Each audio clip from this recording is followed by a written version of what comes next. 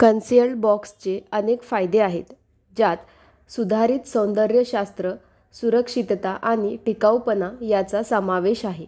हे box electrical wire आणि घटक लपवून स्वच्छ आणि व्यावसायिक स्वरूप देतात. या व्यतिरिक्त ते इलेक्ट्रिक शॉक आणि आगीचे धोके कमी करण्यास मदत करतात. म्हणूनच आज मिडी म्हणजेच महाराष्ट्र इंडस्ट्रीज डेव्हलपमेंट इन्स्टिट्यूट तुमच्यासाठी कन्सिल्ड बॉक्स उत्पादन व्यवसायावर एक औद्योगिक माहितीपट घेऊन आली आहे.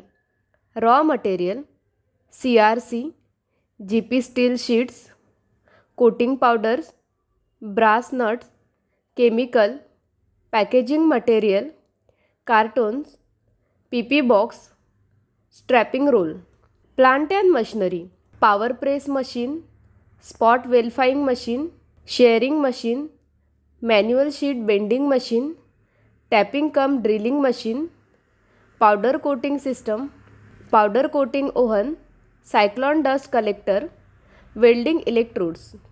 प्रोसेस. सर्वप्रथम कन्सिल्ड बॉक्सची रचना, त्याचा वापर आणि वापरानुसार डिझाईन विभागाकडून मंजुरी केली जाते.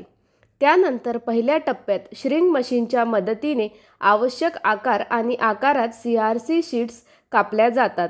त्यानंतर त्या शीट्समध्ये आवश्यक आकाराचे छिद्र पाडले जातात, जेणेकरून वापरानुसार वायर आणि पाईप्स घालता येतील. नंतर या शीट्स आवश्यक डिझाईननुसार वाकवल्या जातात. वाकल्यानंतर सोलर पॅनलला वेल्डिंग मशीनच्या मदतीने आवश्यकतेनुसार नट घालून वेल्डिंग केले जाते.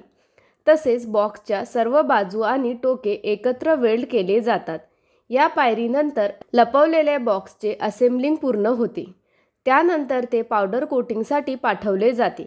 या प्रक्रियेत सर्वप्रथम बॉक्स डिझेलने स्वच्छ केले जातात, जेणेकरून कोटिंगला चांगली पकड मिळेल. त्यानंतर स्प्रे गनच्या मदतीने कोटिंग केले जाते. कोटिंग केल्यानंतर हे बॉक्स ओव्हनमध्ये 180 अंश सेल्सिअस तापमानावर बेक केले जातात, जेणेकरून पावडर कोटिंग मजबूत राहील. त्यानंतर बॉक्स पॅक केले जातात आणि बाजारात पाठवले जातात. तर अशा प्रकारे आज आपल्याला कन्सिल्ड बॉक्स उत्पादन व्यवसायाबद्दल माहिती मिळाली. हा व्यवसाय सुरू करण्यासाठी तुम्हाला कोणत्याही प्रकारच्या तज्ज्ञांच्या सल्ल्याची आवश्यकता असल्यास तुम्ही स्क्रीनवर दिलेल्या दोन्ही वेबसाईटला भेट देऊ शकता किंवा तुम्ही या क्रमांकावरही संपर्क करू शकता. अशा नवीन व्यवसाय कल्पनांसाठी आमचे YouTube चॅनल मिडी उद्योग विश्वला सबस्क्राईब करा आणि नोटिफिकेशन बेलवर क्लिक करा. व्हिडिओ आवडल्यास लाईक, कमेंट आणि व्हिडिओ शेअर करायला विसरू नका.